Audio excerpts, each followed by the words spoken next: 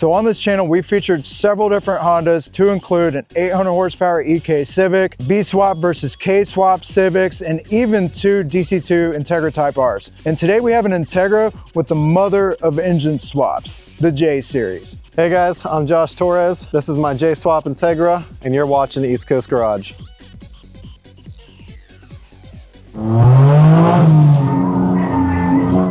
Dude, I love this shifter. It reminds me of like this is a poor man's Pagani or something. You know how the Paganis have all the, like it kind of reminds me of that, but I love it, dude. It's pretty beautiful, actually. Yeah, it's a shifter that I do like. Eventually I will be getting rid of this one because I want to go something more like Acuity or something similar to those. Yeah. That are a little bit more clicky. Right. This thing's purpose built, obviously. You have no radio, AC doesn't work, IC7 dash, Haltech IC7 is awesome. Yeah. Just basic panels. You have just everything and only the things that you need. Little strap here. Yeah. Roll cage, race seats, harness. You got a race car. That's what this is. Yeah, pretty much. It's like a race car that's street legal, you know? No sound deadening material, no carpet. I've been riding in this for a little bit today, and it's rough. It beats you up a little bit. It isn't bad for what it is, but it's a race car, you know, like, so you have really stiff springs on it, and yeah, maximum stiffness. Yeah, maximum stiffness. Yeah, so it has stainless steel tubular trailing arms from S1 built. They are front-wheel drive and all-wheel drive compatible, so you can swap out there's like a bolt that basically sits where your axles would go whenever you all drive. But they're basically providing me more clearance to be able to run the 18x9s in the back as well. Oh, okay.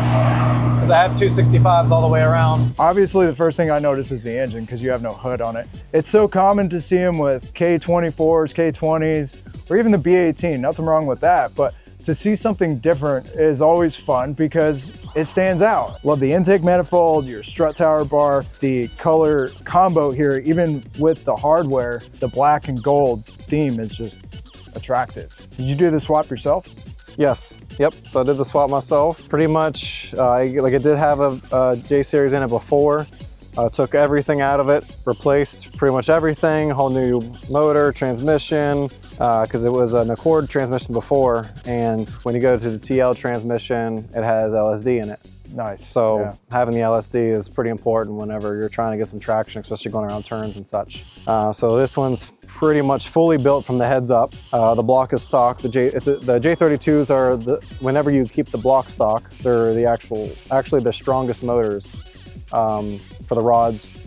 The 35s and 37s and 30s actually are weaker on the bottom end. Oh, interesting. So the heads up are all fully ported, Farah valve train. The cams are the biggest cams that you can fit in these. They're called the VTEC killer cams. They're the biggest cams you can put in these without actually having to cut any of the head. And it's cool that you have work done to it internally. You know, a lot of J-swap vehicles don't have internals or head work because it isn't that affordable to build even the heads on these, right? Yeah, so most people, you know, if you're looking for a solid high 200s build, you can get these straight out of a junkyard, you know, for a couple $100. They're not expensive. Same with the trans. If you can find them for a junkyard, do a complete junkyard build. And I've even seen people pushing over 500 horsepower on a completely stock motor. Now, reliability starts to come into a factor just like any motor whenever you're pushing that much power. I have seen people do it, and it's pretty crazy. So how much power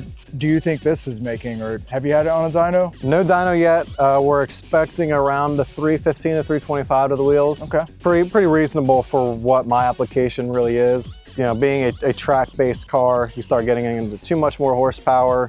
You have to adjust your power levels and kind of, especially when you go boost, you have to tune your boosting by gear and such. That way you're not getting like these crazy pulls and the worst times. So yeah, going NA was definitely my first goal. And then, you know, all-wheel drive will be after that. Making all-wheel drive is definitely going to be cool, especially with the track. Yeah, and S1 build actually just, they're finishing up their billet trans housing. So that way you can actually mount up their housing straight up to the block. and then be able to run your all-wheel drive system off of that. And it's all K-Series internals. Okay. Because the K-Series has been built for forever. Yeah. The development is way farther than trying to come up with a whole new system for the J-Series. Right. And trying to make that for the all-wheel drive system. So going for K-Series for the transmission side is definitely the way to go. And what's also cool is, you know, you put a big engine in this, but it's actually looks like it's easier to work on than a 4-cylinder because you have, I mean, like all this room. Yeah. It's crazy. Yeah, you can pretty much do everything. 2 turbos. Yeah. No, well, I've seen 2 turbos set up over here. There's a CRX that actually has 2 turbos. Oh, wow. They have them set up over here. It's a sweet build. It was at SEMA this year. The workability on these are really easy. I mean, you can reach anything from anywhere. I don't have heat or AC or anything like that, so all those lines are gone. The only thing that gets a little bit iffy is when you get to the timing side. Yeah, I can see that. Yeah. It's tight right here. Yeah, it gets a little tight for trying to wiggle and getting those covers off, but it can be done. You just have to drop that side. Usually I take that mount off and lower it. And I love these fuel pressure regulators. They're super awesome because you don't even have to have any tools to adjust them. Just click, click, click. Yeah. Right there. Like, it's so easy. The Radium's newest version is super sweet with that, being able to just go on a fly, toolless. Right. And then I have pretty much everything was from P2R for the fuel system. It goes into billet fuel rails. The fuel injector clinic, 650 cc injectors, and then a Walbro 450 fuel pump.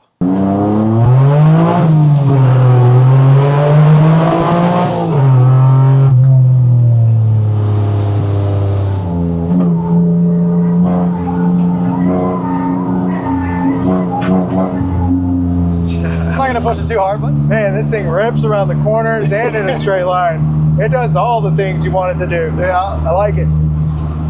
That's fun. And then this strut tower bar is beautiful. I love how it matches, you know, the rest of the theme here as well. Tell me more about this. Where did you get this from? Yeah, so this actually came from Germany. This is a company called SPR. They make all sorts of different strut tower braces for different cars. I mean, it looks cool online, but it looks way cooler in person. Yeah. It's fully aluminum, it's lightweight, super strong. Of course, it's gonna help with rigidity and the torque, any torque twist that you have to deal with. Super excited to try this out because I haven't been able to rip on it yet since I put the bar on. Right. So whenever I go out to my next track day, this will definitely be something that I'm really interested to see how much it really makes a difference. Small attention to detail piece that I appreciate and respect about this engine bay is all the hardware. The hardware is beautiful.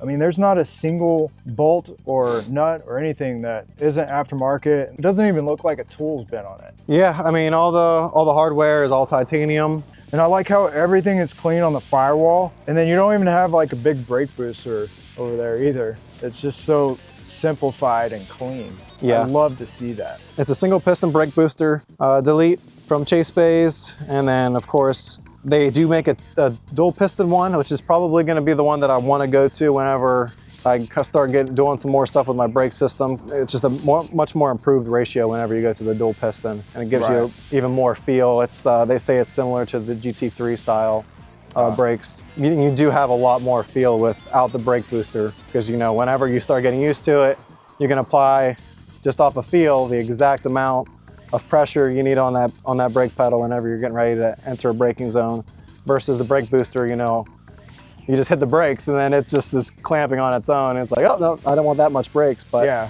And then body and aesthetics. One thing I really like about this front fender and everything is this pocket right here. There's just something about seeing the back of the tire that just like, it hits different, I always appreciate some vents too.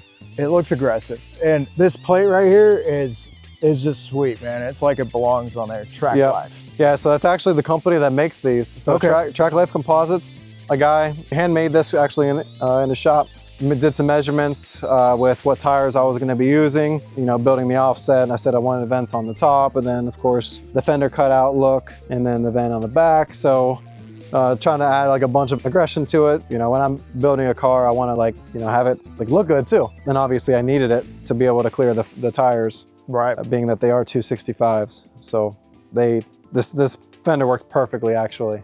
Yeah, it looks good, man. And I really appreciate how the hardware just continues to match everything under the hood, even down to the wing mount. The attention to detail stuff is very important to me. Yeah. I love it. And it's cool that it's important to you also, obviously. Yep. You know, it's all about the little things sometimes. But even down to the lug nuts here, I mean, that's crazy, dude. These lug nuts are very nice as well. Yeah, I love these lug nuts. They are steel lug nuts, and then they're actually sealed. So you actually have to take the gold cap off, and then that's how you tighten them by the inside. So you have a key that goes on the inside of the lug nuts, so you don't have to worry about scratching up your wheel. Got to talk about the wing. I really like this wing, mainly because you're using it. Yeah. You know, you're taking this to the track. Someone can argue again of like, oh, it's not going that fast, or it's front wheel drive, or whatever. Yeah. Not a straight line car, not just a show car, something that you race every once in a while or on the weekends. I like that. I like purpose-built stuff like this. Yeah, and the wing's fully adjustable, so there's a ton of different adjustments on the top for the swan neck, and it does actually provide a lot. Like when you're actually going like highway speeds even, you can see that the back tires are almost actually touching the fenders. And also when I went around turns before I had the wing, the car would kick out like crazy. And this actually helped a ton with making it a lot more stable with going around turns. Now I'm probably pushing, but it's mostly just a tire compound thing I can probably fix with that. Yeah, and it's good to hear your experience before and after with it too. Yep. And for the viewers there of, you know, is it gonna help? Probably, if you put the right wing on it with the right adjustments. Yeah, and if you want less drag, you can adjust it to make it less drag. So that's a nice thing about having a wing. This front air splitter is pretty aggressive, man. I love it. It definitely gives it a nice looking stance, you know. Yeah, just a homemade splitter. It's just the ACM material. It's super easy to be able to, you know, whenever you mess them up, you can just cut a new one and swap them out. So they're lightweight, which is nice. And then they also, of course, are closer to the ground for, since I do have 18-inch wheels, there's a bigger gap than when I ever had the 15-inch wheels. So that definitely helps with, you know, it's like a 2-inch difference. You know, another thing I noticed that was really cool in the front, so you got the big air splitter, and then I see you 3D printed the driver's side headlight and the shroud. I really like that. That just looks cool, you know? Yeah, so that was 3D printed at a company called EFB Motorsports. He's been getting into, you know, 3D printing headlights for a bunch of different cars. He has some really cool setups for all sorts of different cars. And it's just cool because, like, you know, you do the combination of different things with the fender, the wheels, tires, the wing, front air splitter, you know, and then you have an engine sticking out. There's no other Integra like this one, you know? Yeah. And it's like, I've seen a jswap Integra before, nothing like this. And I just like the uniqueness and style that you did with all the little details. So definitely awesome job on the build, man. Yeah, appreciate it. Yeah, I've always thought like some people like, but usually they either go like crazy built fast cars or they just look good. Yeah. So I kind of, when I'm building something, I want to have a little bit of both. So that was my goal. That's kind of what I did. I'm almost not there yet, but definitely pretty far in it. They're almost never done, but I could definitely tell you had a vision with it going into it. I like that. But dude, this car is super cool, man. I love the engine sticking out of the hood, and just like when you walk up to it, you know it's badass. Yeah. You know, and I love everything that you've done to it. And where can people find you on social media to see more of the car? Instagram and TikTok and YouTube, and then jswap Integra for all of them. All right, cool, man. Oh yeah, go check him out. He does some awesome content, and you can see more of this beautiful car. Thanks for showing us everything and giving us a ride, dude. It's Absolutely. Awesome. Appreciate it. Yeah, thank you all for checking this out. We'll see you in the next one. Fun fact about this Integra is that he rattle canned the paint job and had a body shop apply a clear coat on top of that. It came out amazing. Awesome car, and thanks again to Josh for showing us the build. If you like this car, you'll like the video where we featured 2 DC2 Type R Integras and a wild 800 horsepower all-wheel drive EK Civic. Thanks for checking this out, and we'll see you next time.